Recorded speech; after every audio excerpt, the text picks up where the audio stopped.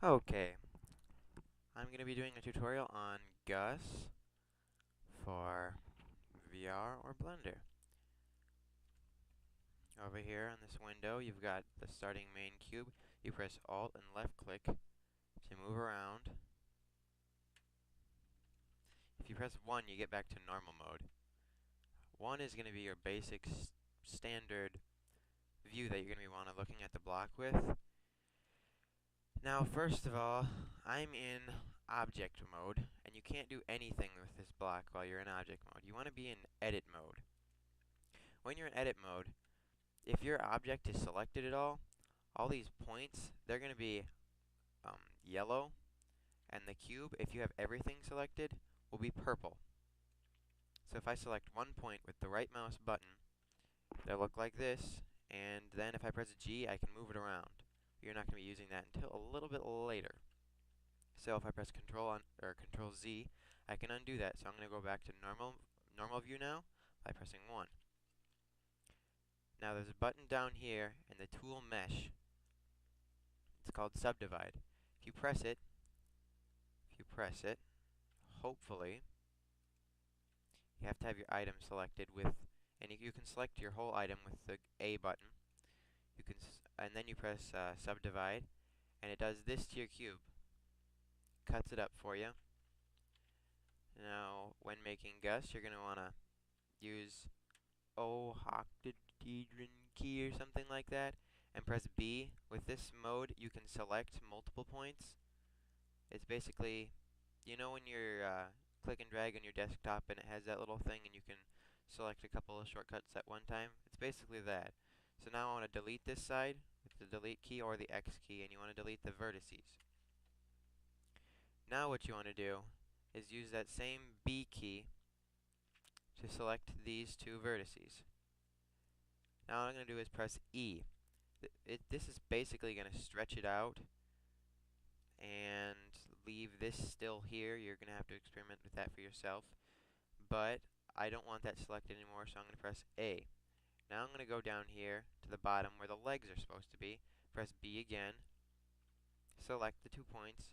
Press E. I'm going to extrude this region. And now it won't let me go from side to side, so I'm just going to have to click with the left mouse button. And then press G so I can move it around. So I'm going to put it over here, and I'm going to elongate it again. When you press elongate, you're going to want to choose region. And I forgot to do something on the arm. It's supposed to be a little longer too, I think. There we go. And now you have this side of your cube. Not a cube anymore.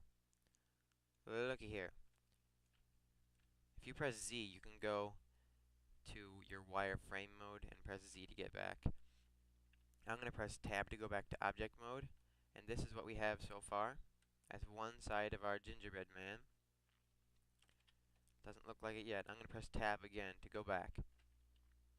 Now, this is a little cheater's way the book taught. You can press A to select everything, Shift D to copy everything, and you don't want that moving at all, so you're going to press Escape. Now you're going to press Control M, not Shift M like the book says, and you're going to want to flip it over the X-axis. Actually, I screwed up. What you're wanting to do is down here by Edit Mode in this little box mode down here, there's a little menu, and you want to go to 3D Cursor. That makes it so whenever you flip anything, it flips over where you have the cursor selected, where this little thingy-mabobber is. So now if I press Control M and then X, it's going to rotate it, or no, flip it over the X-axis. Z, sorry. Now press Enter to keep that there. And now, there's a little glitch in this program. If I were to select all of one side with the L button, okay, it doesn't select everything, and it's supposed to. It never connected here. It was supposed to connect, so I'm going to press Control Z and put that back, and press A to select everything, and then W. W gives you a bunch of cool options you can do with stuff. But what you're going to want to do here is press Remove Doubles. That's going to remove all the points that are exactly on the same location. So it'll be one piece when you're done with it. And I'm going to remove 8 vertices. Yeah, vertices.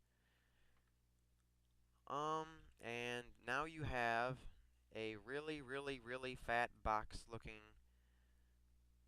Gus.